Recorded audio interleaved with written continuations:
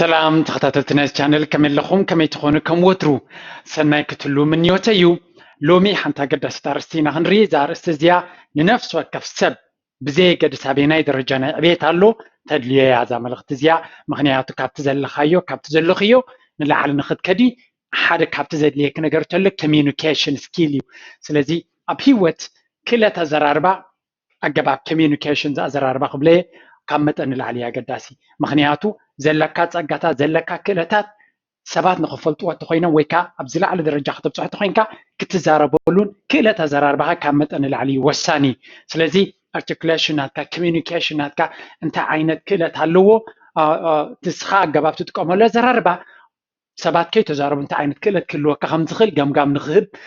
ኣንፈት ይህቦም እዩ ስለዚ ነቲ ኣዘራርባና ተዕሪናዮ ኣብ ሂወት ንደልዮም ነገራት ንምርካብ እውን ዝበለፀ ዕድል ኣለና ማለት እዩ ሎሚ ንሪኦ ዕውታ ሰባት ኣብ ዝላዕለ ደረጃ ዘለዉ ሰባት ወይ ካ ካሪዝማቲክ ሰባት ኣብ ኮሚኒኬሽን ዝላዕለ ክእለት ዘለዎም እንታይ ዓይነት ቴክኒክ ይገብሩ እዚ ሎሚ ንሪኦ ካብ ሓደ ዓብዪ መፅናዕቲ ናይ ሃርቫርድ ዩኒቨርሲቲ ዝመፀ ስለ ዝኾነ ንኩልና ክጠቕመና ይኽእል እዩ እቲ ሌተስት ሪሰርች እውን ስለ ዝኾነ ኣብ ሕጂ ተበፂሑ ዘሎ ኮሚኒኬሽን ኢምፓክት ካብ ብዙሕ ቅኑዕ ኮይኑ ዝስማዓና ዝነበረ ጌጋ ምዃኑ ዝሕብር ውፅኢትን ስለ ዘለዎ ክሳብ መወዳእታ መበል ሓምሸይቲ ኩሉ ግዜ ኣብዚያ ቪድዮ እዚኣ እታ ዝበለፀት ኣነ ዝፈትዋ ምኽሪ እያ እሞ ክትሰምዕዋ ንዓውን ይምዕፀነኩም እናበልኩ ቀጥታ ናብቲ ትምህርትና ክናቱ ማለት እዩ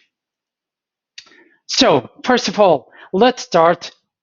let's avoid the old cliche ጥንታዊ ኣረጊት ሞዴላት ኣለዉ ክነወግዶም ዝግባአና ኩሉ ግዜ ክእለት ኣዘራርባና ካብ ዝተፈላለዩ ወገናት ዝሰማዕናዮ ፅቡቕ ናይ ምዝራብ ናይ ኮሚኒኬሽን ጥበብ ተባሂሉ ዝንገር ግን ኣብዚ ግዜ እዚ ግን ፅቡቕ ከም ዘይኮነ ዝተፈልጠ ነገራት ክንዓልየሉ ንኽእል ክንርኢ ኢና So a Harvard study says how are you is useless መብዛሕትኡ ግዜ ከመለኻ how are you ሓደ ኣገዳሲ ናይ ኮሚኒኬሽን መበገሲ እዩ ኮይኑ ዝርዳእና ብዙሓት ክኢላታት እውን ዝብልዎ ዝነበሩ እዩ እንተኾነ እዚ መፅናዕቲ እዚ እንታይ ኢሉ how are you ከመለኻ ዝብል ሕቶ ዘይ ኣድላይ ዘይኮነ ዘረባ ኢሎም ስለምንታይ እንተበልኩም how are you እንተኢልካ ሓደ ሰብሲ እቲ ዝበካ ቀዳማይ ክትሓትት ከለኻ ስኻ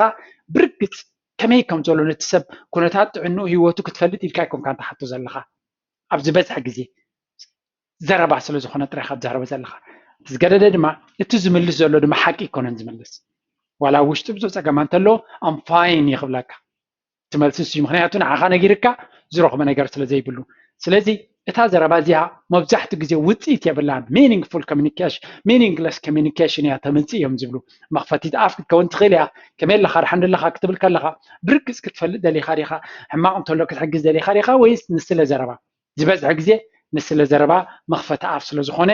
ኣድላይ ወይ ከዓ ፅቡቕ ዝኾነ ኮኔክሽን ክፈጥር ኣይክእልኒ ብምባል ኣድላይ ኣይኮነ ክብልዎ መሪፆም ማለት እዩ ስለዚ the key to መፍትሕ ኣብ communication ዝብልዎ the key to making the most out of small talk is to simply ask the other person follow-up questions ኣቶም researchers እንታይ ኢሎም እቲ ቀንዲ መፍትሕ ወይ ኣገዳሲ ጥበብ ምስቲ ሰብ ፅቡቕ ዝኾነ ርክብ ወይ ከዓ ኮኔክሽን ክትፈጥር እንተደለይኻ follow-up questions ካብኡ ዝቕፅል ሕቶታት ብፍላይ ድማ እቲ ዓይነት ሕቶ ንስኻ ተሓቶ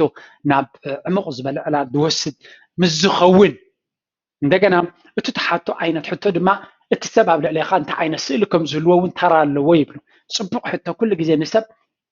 ልቡ ከፊቱ ንኽዛረብ ብዙሕ ነገራት ንኽገልፀልካ ኣፍ ደገ ናይ ነፍሱ ክኸፍተልካ ዕድል ይህቦ ተዘይለ እዚ ሳክት ስሞል ቶክ ወይ ከዓ ሕፅር ዝበለ ሕቶታት ተሓቶ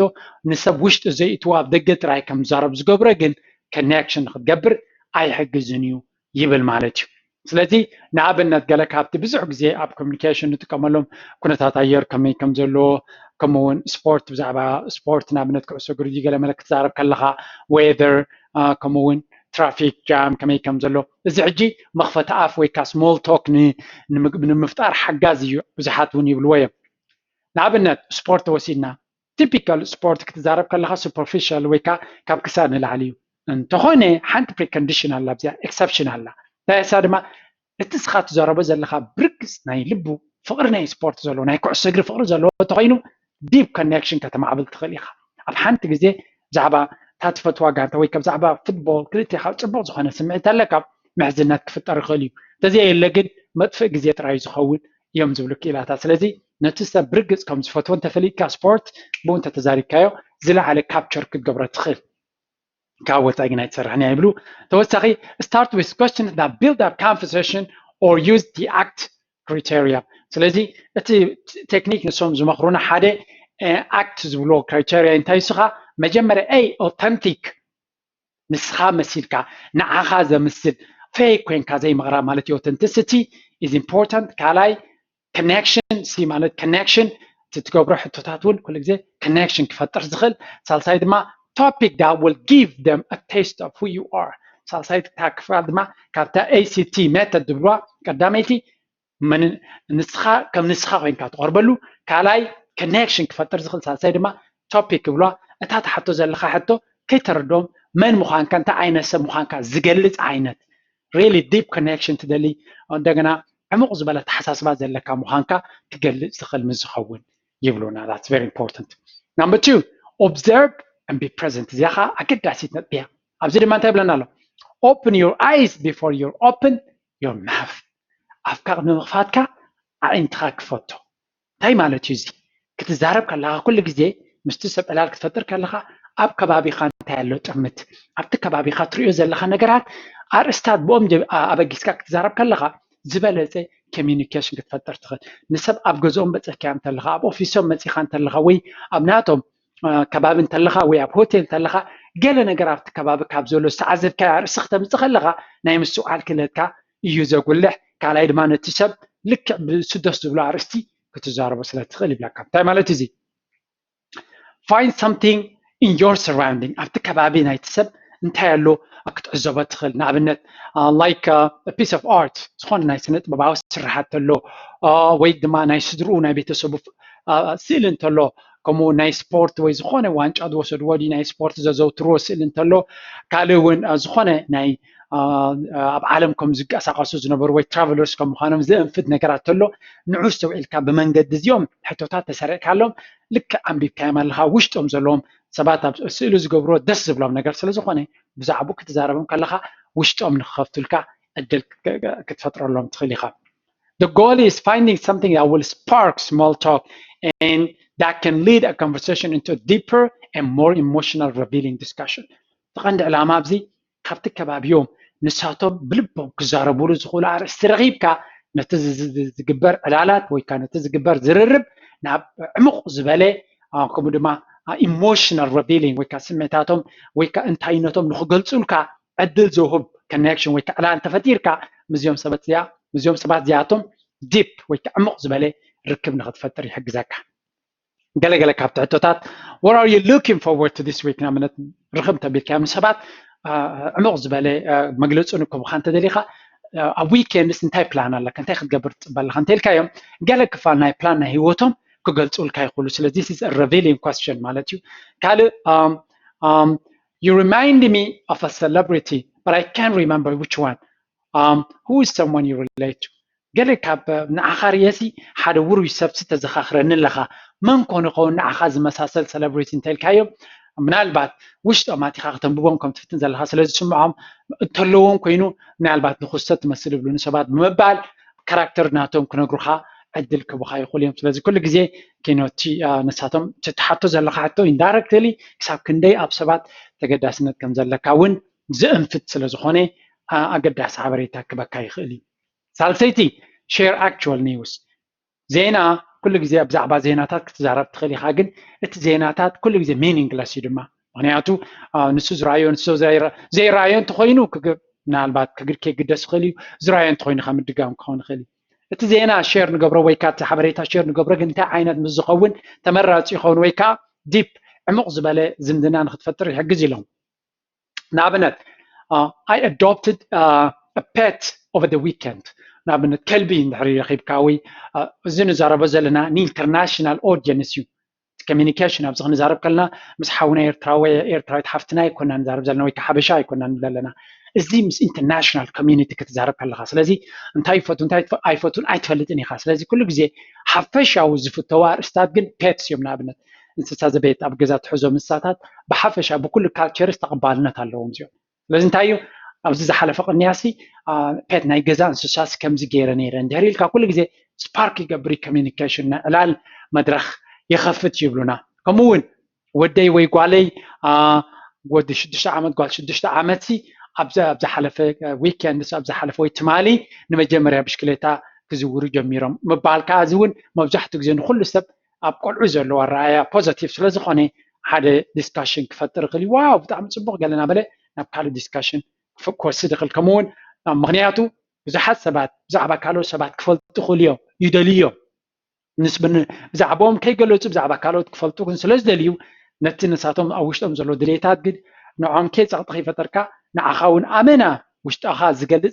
ዘይኮነ ግን ንሽተይ ሓበሬታ ብዛዕባ ነብስኻ ክትቦም ከለኻ ንሳቶም እውን ከምኡ ንክኸፍቱ ዕድል ኣፍ ደገ ትኸፍተሎም ነቲ ዕላል ድማ መድረኽ ትኸፍተሉ ይብሉ ከምኡ ድማ ኣብ ሓድሽ ኩነታት ምስ ሓደሽቲ ሰባት ትላለ እንተለኻ ኩሉ ግዜ እሞኻ ነፍሲ ወከፍ ሰብ ንምልላይ ice breakers ተደሊኻ ሓንቲ ካብተን ኣገዳሲት ሕቶ ክትጥቀሙላ ትኽእሉ እንታይ እያ tell me one interesting thing that recently happened in your life ነቲ ሰብ ንገረና ኣብዚ ከባቢ ኣብዚ ቅንያት እዚ ኣብዚ ሓለፈ ቅንያት ደስ ዘበለካ ወይ ዘሐጉሰካ ዝተፈፀመ ኣብ ሂወትካ እንተሎ እንታይ ኣሎ ብዛዕባኡ ንገረና ስለዚ ኩሎም ሰባት ዘሐጉሶም ነገራት ክነግሩኻ ከለዉ ክሕጎሱ እዮም ተሓጒሶም ክዛረቡኻ ከለዉ እቲ ስኻ ትሰምዖ ዘለኻ ርሳት ዘሐጉሶም ርሳት ምዃኑ እውን እንታይ ከም ዘሐጉሶም እውን ክትፈልጥ ዕድል ሂቡኻ ኣለዉ ስለዚ ፅቡቕ ናይ ምልላይ ሰብካ ተሓጒሱ ደስ ዝብላ ርእሲ ክገልፅ ከሎ ኩሉ ግዜ ሕጉስ እዩ ብኸምኡ ዝተፈላለዩ ሰብካ ብፅቡቕ ከልዕሎ ይኽእል እዩ ማለት እዩ ቁጥሪ 4 ቼክ ቦዲ ላንጉጅስ ሰባት ብኣፎም ዝዛረብዎ ጥራይ ትጠምት ኣካላቶም ከንታይ ይብላ ኣሎ ምስትውዓል የድሊ ብግምታል ሰባት ብኣፍካ ትዛረቡ ጥራይ ኣይኮነን ዝርዩ ኣካላትካ ከንታይ ቋንቋ ይዛረብ ኢንፋክት ኮሚኒኬሽን ኤክስፐርትስ ይብሉ ኣካላትና ካብ ቃላትና ንላዕሊ ተኣማንነት ኣለዎ ብኣፍካ ትዛረቡ ዘይኮነስ ኣካላትካ ምስኡ ዝኸይድ ቦዲ ሲግናል ይህብ ኣሎ የብሉን ስኻኸ ካልኦት ሰባት ብኣፎም እናተዛረቡ ኣካላቶም እንታይ ይብላ ኣሎ ከተንብብ ክትኽእል ዲኻ ኣገዳሲ ኮይኑ ይርከብ ማለት እዩ no matter what or how much you say your tone of voice ድምፅኻ or your facial expression ናይ ገፅካ ትርኢት ወይ ከዓ ኣገላልፃ ከምኡውን your eye contact broadcast more so your body tells more than your words ስለዚ ብካልእ ኣዘራርባ ዓይንኻ ድምፅኻ ከምኡውን ኣካላትካ ገፅካ ኩሉ እዚ ካብቲ ንስኻ ብቃላትካ ትዛረቦ ዘለኻ ንላዕሊ የጉልሕ ነቲ ሓቅነትካ ነቲ ትብሎ ዘለኻ ይብሉና ኪላታት ስለዚ ገፅ ብገፅ ምስ ሰብ ተራኺብካ ክትዛረብ ከለኻ ይብሉ ኩሉ ግዜ keep your eyes eye contact ምስኦም ክትገብር ፈትን ዓይኖም እናጠመትካ ምሉኣት ህቦኻ ናብኦም ጌርካ ክትዛረብ ፈትን ብቴሌፎን እንተኮይንካ ትዛረብ ዘለኻ ግን እዚኣ ንዓይ ገሪማትኒ ስማይል ክትዛረብ ከለኻ ፍሽኽ በል ምክንያቱ ንድምፅኻ ቁሩብ ጥዑም ይገብሮ ይብሉ እዚኣ ናይ ኣይርነው ግን ክትፍትንዋ ትኽእሉ እዮም ካብ ኪላታት ዝመፀ ካብቶም ሪሰርቸርስ ዝመፀ ሓበሬታ ስለ ዝኾነ ስለዚ ኣብ ቴሌፎን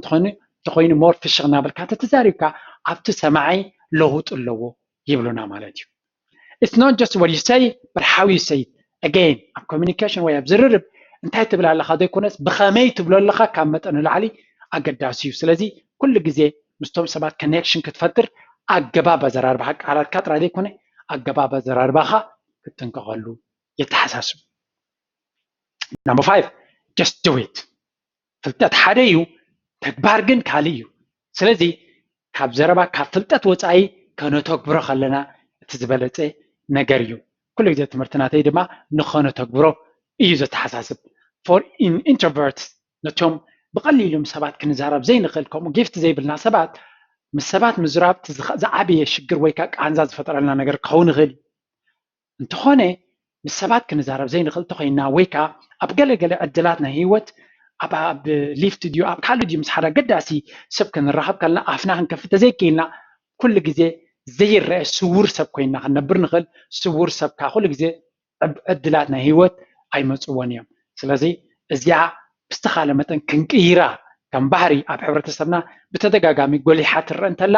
ክንዛረብ ኣይንደልን ኢና ብድሕሪ መጋረጃ ኮይና ትሕምትሕም እምበር ኣፍና ከፊትና ዕድላትና ምስኪላታት ክንዛረብ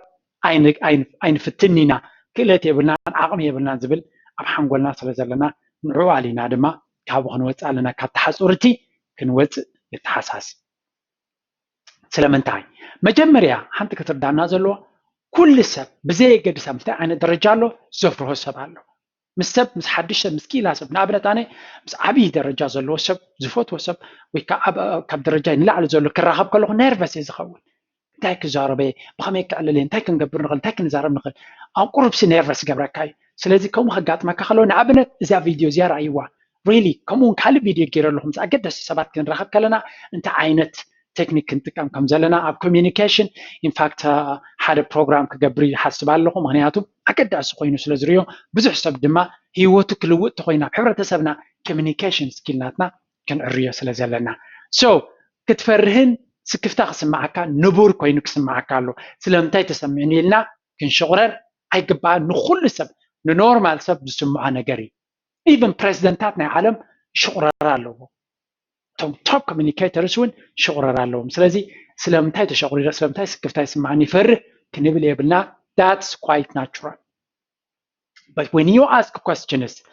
you are perceived as hiring responsibility ሕቶ ክትሕትት ከለካ ግን ቴክኒክ እዩ ቀዳማይ ሕቶ ምሕታትካ ካብ ብዙሕ ንኽትዛረብ ነፍስኻ ተኣልያ ኣለኻ እቲ ሰብ ንኽዛረብ ኢኻ ተስግረሉ ዘለኻ ስለዚ ቴክኒክ እውን እያ ሕቶ ምሕታት ግን እቲ ሰብ ክዛረብ ከሎ ንክዛረብ ጥራይ ዕድል ትፈጥረሉ ኣለኻ ማለት ዘይኮነ ኣብ ልዕሊኻ ዘለዎ ጠመተ እውን ሼፕ ትገብረለኻ ወይ ኣብ ልዕሊኻ ኣወንታዊ ወይ ልዕል ዝበለ ኣመለኻኽታ ንክህልዎ ተገድዶ ኣለኻ ነቲ ሰብ ንኣብነት ትብሉ perception ናይ ሰባት ኣብ ፅቡቅ ሕቶ ንዝሓቱ ሰባት ኩሉ ግዜ ከምዚ responsiveness ወይ ድማ interpersonal construct ናቶም ዝለዓለ ኣብ ኮሚኒኬሽን ልዕል ዝበለ ደረጃ ዘለዎም ጌርካ ኢኻ ትቆርፆ ምክንያቱ ፅቡቅ ሕቶ ዝሓቲ ሰብ ኩሉ ግዜ ነቲ ኣንፃሩ ዘሎ ሰብ ንክዛረብ ባይታ ይፈጥረሉ ልቡ ከፊቱ ንክገልፅ ሰባት ድማ ልቦም ከፊቶም ክዛረቡ ከለዉ ኩሉ ግዜ ነቲ ልቦም ዘኽፈቶም ሰብ ይፈትዎ እዮም ኮኔክሽን ይፈጥሩ እዮም ስለዚ ኣብ ልዕሊና ዘለና ፅቡቅ ሕቶ ምሕታትና ውሑድ ከም ንዛረብ ብዙሕ ከም ንምሃር በቶም ሰባት ድማ ዝለዓለ ተቐባልነትን ክብሪ ከም ዝወሃበናን ንገብር ማለት እዩ ስለዚ ናይ ሎሚ ቪድዮ ከመይ ጌርና ምስ ዓበይቲ ኪላታት ዋላ ክንድኦም ዝኸውን ፍልጠት ኣይሃልወና ብፅቡቅ ዝኾነ ሕቶታት ኣመለኻኽታ ናይ ኮሚኒኬሽናትና ኣብ ናቶም ሊግ ኣብ ናቶም ደረጃ ዝለዓለ ክብሪ ክወሃበና ከም ንኽእል ክትገብረና ትኽእል ቪድዮ እያ ስለዚ ንሓውና ንሓፍትና ሼር ተገበርናሎም ኣብ ሂወቶም ንሕግዞም ንሕና እውን ደጋጊምና ክንርያ ገለ ካብተን ኣገዳሲ ፍልጠት ዘለዎን ኣብ ሂወትና ዘይርአ ፍልጠት እየ ዝብሎ ኮሚኒኬሽን ዘይጭበጥ ዘይርአ ፍልጠት ተፈሊጥካዮ ግን ብዙሕ ኣፍ ደገታት ናይ ዕድል ክኸፍተልካ ዝኽእል እዩ እዛ ቪድዮ ተፈቲኹማ give it thumbs up ላይክ ግበርዋ ሼር ግበርዋ ንስኻትኩም እውን ኣብ ኮሚኒኬሽን ካብቲ ትመሃርዎ ዘለኹም ኣብዚ ቻነል ዘምፃኹሞ ለውጢ ወይ ፍሉይ ነገር ዘጋጠመኩም ተመክሮ እንተትገልፁ ንካልኦት ሰባት ንሓገዘ ንዓይ እውን ደስ ምበለኒ ፊድባክ ናትኩም ወትሩ ነዳዲ ናይዚ ቻነል ነዳዲ ናተይ ኮይኑ ዘስራሕን እናበልኩ ናይ ሎሚ ኣርእስቲ ኣብዚ ክውድየ ኣብ ካልእ ኣርእስቲ ክሳብ ንራኸብ ድሓንኩን ይብለኩም ሰናይ ቅነ ቻው